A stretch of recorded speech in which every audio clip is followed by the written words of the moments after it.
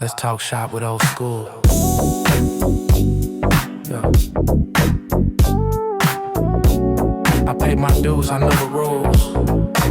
Let's talk shop with old school.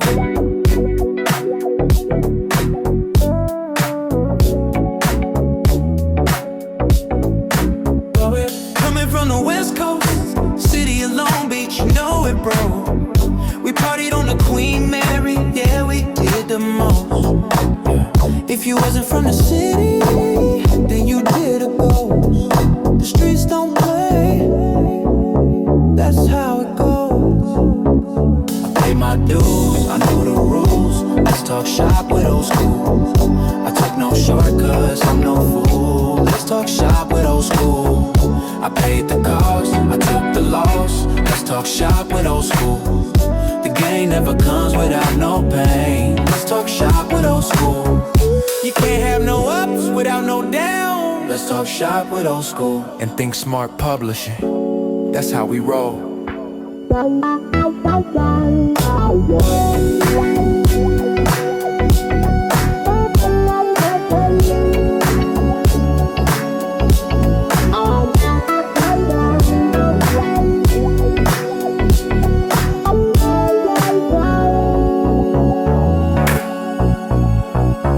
Old school.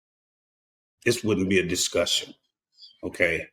Uh Anytime you had a black man in the past, foundational black man, we always stood 10 toes down with every other minority. And I hate to use the term minority because I don't see us as being minorities. But we stood hand in hand in solidarity with everyone. But when it came time to return that favor, every last one of you turned your back on us. Every last one of you. This is why when I hear that the black and brown coalition, it's a slap in the face because you only hear black people talk like that. You never hear Hispanics say anything about giving black people anything. You don't never hear them say, what about the brown and black? You don't ever hear that. No. And rightfully so, because at the end of the day, it's about self-preservation. You got to do for self, not just you as an individual, but your own kind, your own people. You're stupid. You're foolish if you give your resources away to another group, especially when historically that group has never given your group anything. Even the Cambodians, when the Cambodians came to the States and they started flooding in our neighborhoods, we played with the Cambodians. We all went to the same schools. We shared the same neighborhoods. And what did they do? When they got up and they started their businesses, they opened up little Cambodia and they pushed us out. Same with the Hispanics. We played with them as kids. They come up, they get their businesses, they put us out. Now, how do they do that? They put up barriers in their neighborhood by uh, putting all of their businesses in their community. Everything is in Spanish. It's in Spanish. That's the number one way of letting you know you're not allowed. And here's the thing, us as black people, we don't even want to go in there. When we see it's just all Spanish, unless it's a Mexican food place or a Chinese food place or something like that. When we see y'all congregating and y'all doing y'all thing, we don't say, hey, let's go see what they doing. Let's go up in there and see. We don't do that. But the bootlicks of our race, every time we have something, we got to have Mexicans, we got to have white people, we got to have Asians, we got to have the Rainbow Coalition when it comes to us. We don't have an all black organization nowhere. Nowhere. Nowhere do we have all black organization. Even the Crips and Bloods ain't even all black no more. You got white boys, Mexicans, you got everybody in that. And that's real talk. That's real talk. We don't have anything that is ours. It's like our people uh, single-handedly make sure that they don't want it to look like we are trying to keep anything black just for us. And it's really crippling us. It's really crippling us because uh, it's almost like, how dare you do anything just for your people when everybody else does everything for their people, you know. But let's finish listening. So, with that being said, think about this here. How could we ever get ahead when we can't have nothing of our own? Even the Nation of Islam has got other races up in there. That was supposed to be the black sector. That's supposed to be the black man religion. That's supposed to be the brothers' religion. But then, it ain't the brothers no more. Y'all watered that all the way down. Man, niggas don't even respect that no more. I remember it was a point in time where brothers would watch their mouth around Muslims. But we wouldn't even say nigga around Muslims because we gave them their respect. Now we do it. Niggas be cussing and everything around Muslims. They don't have that respect no more because they haven't did anything to show us that they really on the front line for us. Comment, subscribe. Not only to show that they doing anything for us or being on the front line for us. They haven't been with us. You know what I mean? They haven't been with us. You know, the Nation of Islam, they look out for themselves, I guess. You know, it's not how it was when Malcolm, like when we all saw the movie Malcolm, when they had that brother in the police station, and the whole, you know, the FOI went in front of the station and they stayed there until that brother got help. And you know, I believe they removed him and took him to the hospital, but you don't see the Nation of Islam. They don't throw a rock. They don't throw a rock. You know, now much respect to Farrakhan for his speeches. You know, I love his speeches. He gets some cold speeches, but the FOI through the Islam, I thought that was, they out there. They do the, karate and martial arts. I don't say karate. They do martial arts. They do all of that self-defense stuff. I ain't never seen them use it. And there's been plenty of times for them to, get it in. And the Nation of Islam is everywhere black people is at. But when you see harm being done to us, you don't see them get out there and do nothing. You'll see gang members get out there. I mean, gang members, I don't respect the killing of each other no more. I don't respect that aspect of it, but do something to some black folks in California and let it be known that you're being racist. It's a racial act in California, i.e., the Rodney King verdict. Bloods and Crips are gonna get out there and turn up. They're gonna show you. They're not gonna hide behind a religion and say that we about peace when war is being, inflicted upon you. They're not gonna do that. They're gonna get out there and get it in. So even the real Muslims, and when I say real Muslims, I'm talking about the Arabs, the one who race is backed by it. They will kill themselves for that religion. Ain't no brothers from the Nation of Islam about to do that. Them Arabs, they'll go, and I respect them for that. Do something wrong, they're going to have their people, one of them, go strap a bomb on your body and go and blow all of them people up over there. And they'll do that in the name of Allah.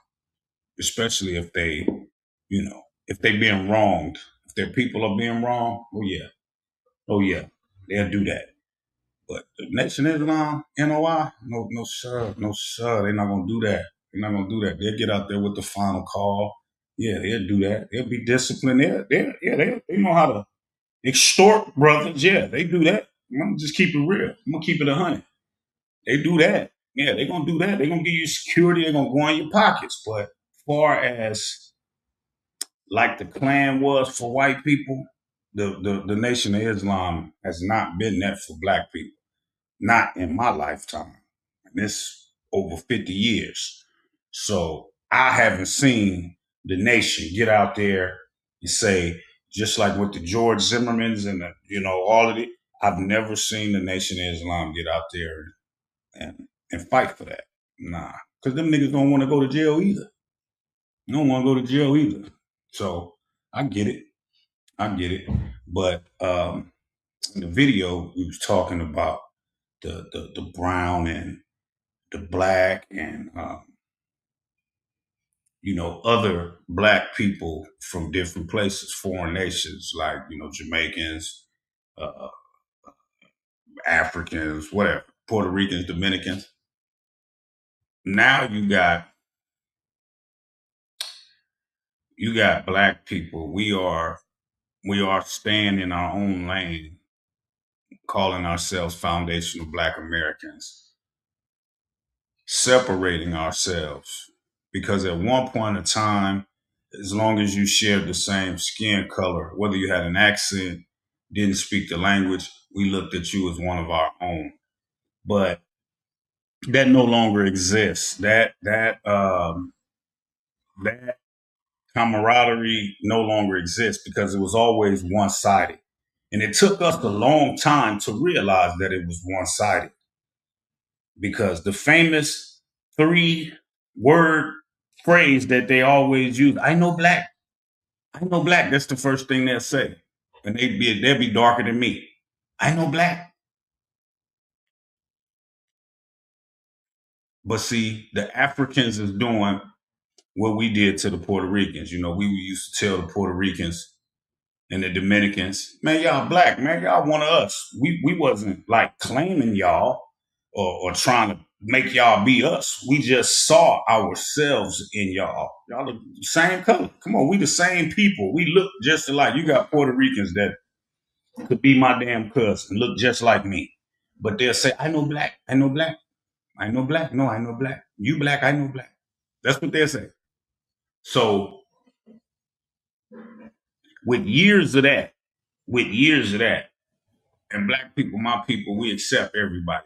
We are so accepting. We accept people that don't want to be accepted, right? Like I remember I'm not gonna say his name.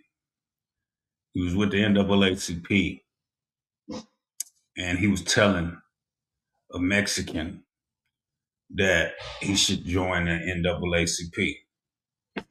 And the Mexican told him, that's for your people. Take care of your people. I'm not black. And the black man was trying to tell him, hey, aren't you a colored person? This National Association for the Advancement for Colored People. I mean, it was just crazy. It was cringy to hear that. But our people, man, we got a sickness, and I don't know what the sickness is called, but we definitely have a sickness because we do not want to embrace our own. We would rather embrace others. And in doing that, they'll let us know that they don't want our embracement. They don't want to be embraced by us. Everybody want to be black till it's time to be black. Say we don't have no culture, but they come over here and they want to get involved in rap music, hip hop, things like that. That's black culture. What you say we don't have. And I recall maybe a year or so ago, it's not been that long, but it was a big uproar about who had their hands in hip hop. And the Hispanics said they helped start hip hop.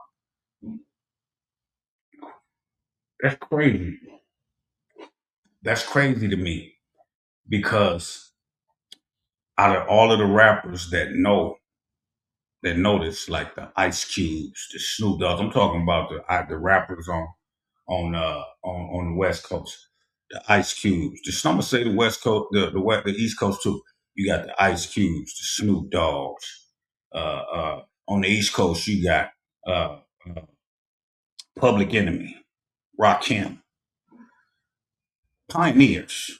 I didn't hear none of them say, "Wait a minute now, hold on, y'all ain't help us do shit." Y'all might have been there. Y'all might have danced to it. But no, y'all didn't help. Y'all didn't do that. Because I'm from an era of my age. I remember when we didn't have nothing to listen to but East Coast rappers. I ain't see no Mexicans. Mexicans are saying that they had a hand. And I could see if you was a Puerto Rican, because some of them look just like me. So, okay, let's see, who was you? Are you gonna tell me that Eric B was a Puerto Rican? Okay, who else? Who in the Sugar Hill Gang was a Puerto Rican? Which one of the Fat Boys was Puerto Rican? Okay, Prince Marky D, you gonna say he was a Puerto Rican? Okay.